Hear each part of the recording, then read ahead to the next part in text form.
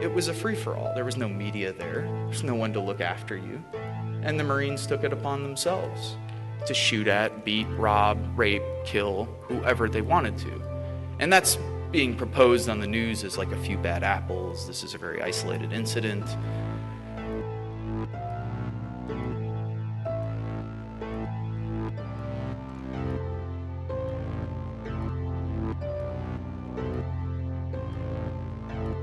We pretend as though the military is like a jobs program. It's college benefits. You can learn job skills there.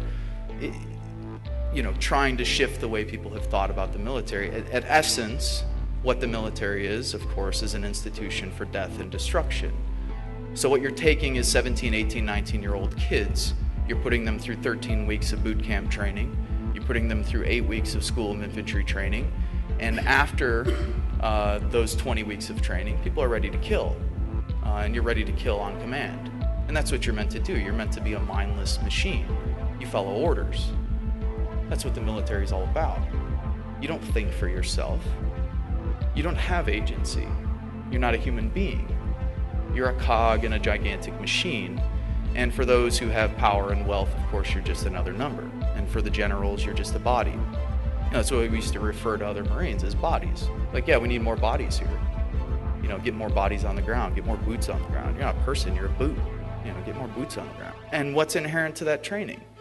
Well, people in the Middle East are referred to as sand niggers, hajis, camel jockeys, towelheads, barbarians, terrorists, women, bitches, cunts. Women Marines referred to as WMs, walking mattresses. That's why 1 in 3 women who are coming back from military service are reporting military sexual trauma, because their fellow brothers are actually raping them while they're in the service. That's 1 in 3. It's not far removed from the 1 in 4 women in America who already report sexual trauma throughout their lives, or have experienced it at least once.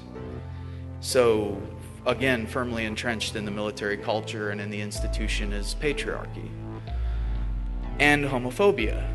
Of course, everyone is referred to as a faggot, queer, pussy, a cunt.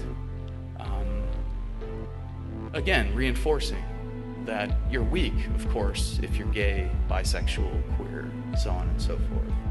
All firmly entrenched in the training, all firmly entrenched in the ideology, and all firmly entrenched in the kind of linguistics and the lexicon within the military. In Iraq, what did we do? We went on house raids, patrolled, either waited to get blown up by IEDs or mortars, because tactically it's insane. Everybody knows that you cannot win a counterinsurgency war, whatever winning would be.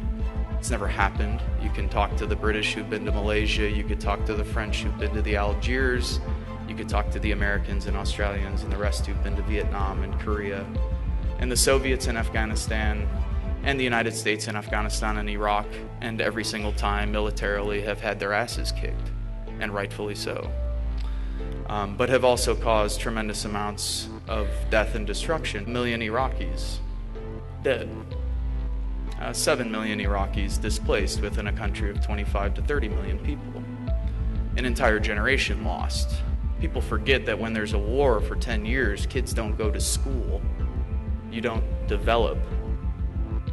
You drop depleted uranium-coated rounds that have a half-life of X amount of billion years, and so now you have birth defects in towns like Ramadi and Fallujah that are 500% what they were 10 years ago.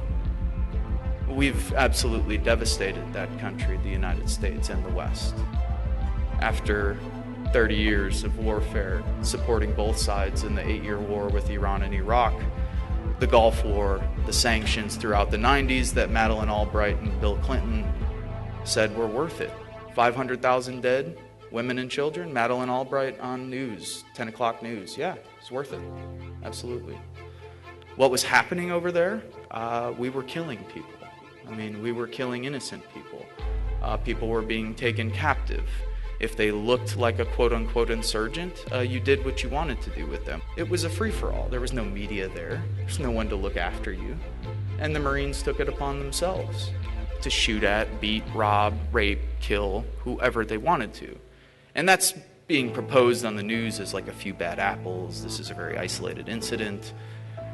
This, to me, is Western culture par excellence. This is exactly what this culture is built upon, and anyone, I think, who's telling anyone differently is absolutely insane, because we've robbed, beaten, raped, and tortured people from Vietnam to Southeast Asia to South America to Africa to the slaves that we brought over to the United States, and of course the indigenous people that we've genocidally murdered and displaced.